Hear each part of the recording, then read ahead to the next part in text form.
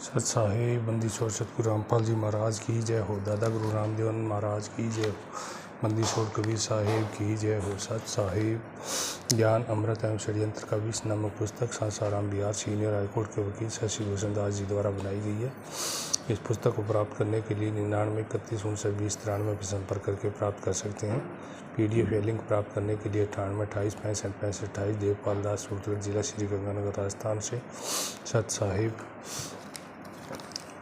18/11/2014 को घटना के संबंध में सतगुरु रामपाल संबंध में गुरुजी के खिलाफ 2 FIR दर्ज होना। Part number 2।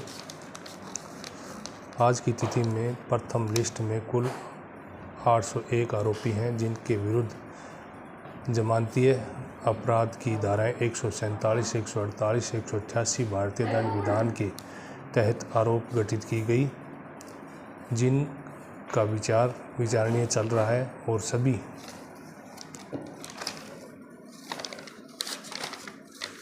अभियुक्त जमानत पर हैं। द्वितीय लिस्ट में 142 आरोपियों को रखा गया, जिनके विरुद्ध अजमानतीय धाराएं अर्थात गणित आरोपों के तहत विचारण की जा रही है।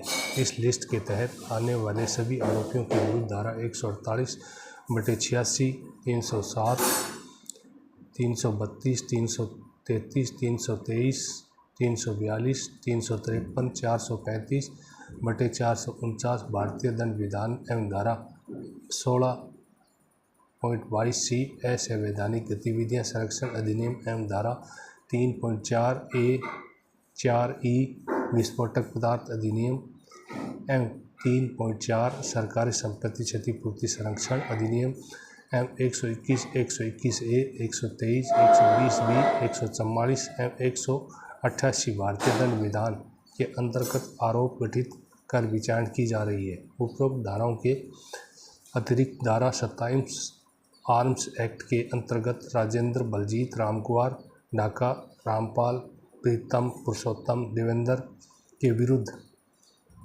में आरोप है। धारा 30 आर्म एक्ट के अंतर्गत नायब सिंह, श्याम सुंदर सिंह, देशराज, रविंद्र के विरुद्ध आरोप गठित की गई, जिनका विचारण चल रहा है।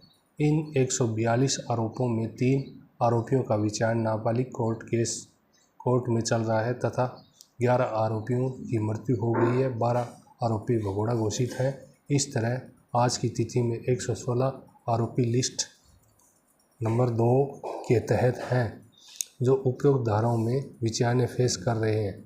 अलावा इसके 3 अभियुक्त संजय उर्फ फौजी, मंजू का पति नीलम, जसवीर उर्फ जगवीर के विरुद्ध धारा 121, 121A भारतीय दंड विधान एवं धारा 16, 18, 22 तथा 23 असंवैधानिक गतिविधियों संरक्षण अधिनियम के अधीन आरोप गठित करने के लिए न्यायालय आज के तिथि में अर्थात मार्च 2023 में सरकार की तरफ से मंजूरी सेक्शन आने का इंतज़ार अवेट कर रहा है। यदि मंजूरी मिल जाती है तो ये तीनों आरोपियों की लिस्ट नंबर 2 के अंतर्गत विचारण हेतु आ जाएंगे और लिस्ट नंबर 2 में आरोपियों की संख्या 119 हो जाएगी। अब हम कह सकते हैं कि लिस्ट नंबर 1 में आरोपियों की संख्या, लिस्ट नंबर 2 के आरोपियों की संख्या, नाबालिग कोर्ट में विचारण चल रहे हैं। आरोपियों की संख्या, मृत आरोपियों की संख्या, भगोड़ा घोषित आरोपियों की संख्या का योग 946 है। इन सभी आरोपियों में भगोड़ा एवं मृत आरोपियों को निकाल दी जाए तो 946 - 23 923 अभियुक्तों द्वारा विचारणें पेश की जा रही है। 923 लोगों में से 116 अभियुक्त घनी धाराओं में विचारणें पेश चल रहे हैं। तीनों अभियुक्त के विरुद्ध घनी धाराओं में विचार के लिए सरकार ने सेशन की मंजूरी उसके बाद होने की संभावना है। यदि सरकार से स्वीकृति मिल जाती है तो घने धाराओं के अंतर्गत अभियुक्तों की संख्या 119 हो जाएगी, जिनके विरुद्ध राजद्रोह सहित UAPA एक्ट के तहत आरोपों का विचार और चलेगा। शेष 804 अभियुक्तों में से 3 अभियुक्तों का विचारण नाबालिग कोर्ट में होने के कारण 801 अभियुक्तों का विचारण हल्की धाराओं में चल रहा है। अब यहाँ वरना यह कहना उचित होगा कि FIR नंबर 428 सन 2014 दिनांक 18 नवंबर 2014 को दर्ज होने के बाद पुलिस इन्वेस्टिगेशन कर संत रामपाल जी महाराज एवं अन्य के खिलाफ अपनी चालान न्यायालय में पेश की तथा चंद आरोपियों के खिलाफ इन्वेस्टिगेशन जारी रखी, जिनके संबंध में इन्वेस्टिगेशन पूरा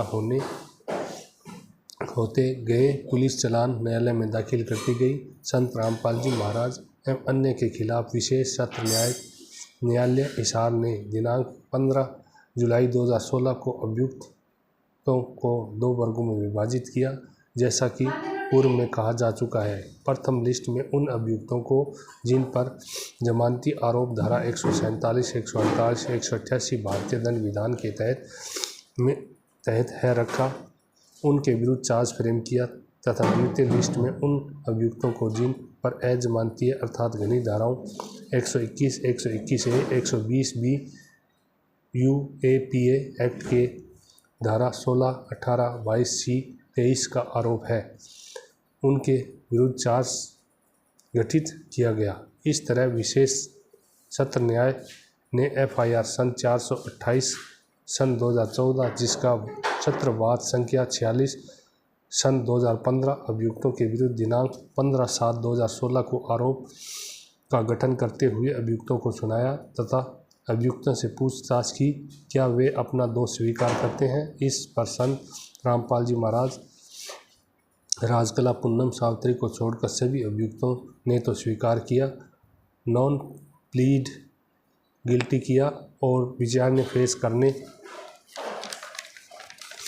करने का दावा किया। चूँकि इस रोज़ एक एक करके सभी अभियुक्तों का प्ली बयान लेते एवं लिखते रात 11 बज गए और केवल 45 अभियुक्तों का प्ली बयान लेना शेष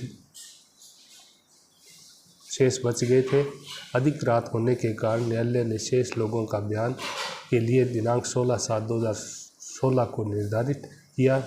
न्यायालय ने प्ली लेते वक्त संत रामपाल जी महाराज से न्यायालय ने पूछा कि आपके विरुद्ध आरोप है, आपने सरकार के विरुद्ध युद्ध करने के लिए आपराधिक बल द्वारा या इसे प्रदर्शन द्वारा आतंकित करने का षड्यंत्र किया है। असंवैधानिक गतिविधियों में आप भी संलिप्तता एवं विस्फोटक सामग्री रखने तथा सार्वजनिक संपत्ति को क्षति पहुंचाने के साथ ही आर्म्स का गलत उपयोग किया। इस आरोप को आप स्वीकार करते हैं। इस प्रश्न के उत्तर में संत रामपाल जी महाराज ने न्यायालय में कहा कि वे अपने अधिवक्ता से परामर्श के बाद कुछ कहेंगे। चूँकि इस तिथि को संत रामपाल जी का वकील अपने कैंसर की बीमारी का ट्रीटमेंट के लिए हॉस्पिटल चले गए थे और न्यायालय में उपस्थित नहीं हो सके, इसीलिए उनकी ओर से प्रॉक्सी अधिवक्ता ने संत रामपाल जी महाराज की तरफ से क्षमा आवेदन किया था, किंतु क्षमा आवेदन स्वीकार नहीं हो सका और आरोप तय कर दी गई, अर्थात चार्ज गठित कर दी गई। सत साहिब जय, बंदी छोड़ सतगुरु रामपाल जी महाराज की जय।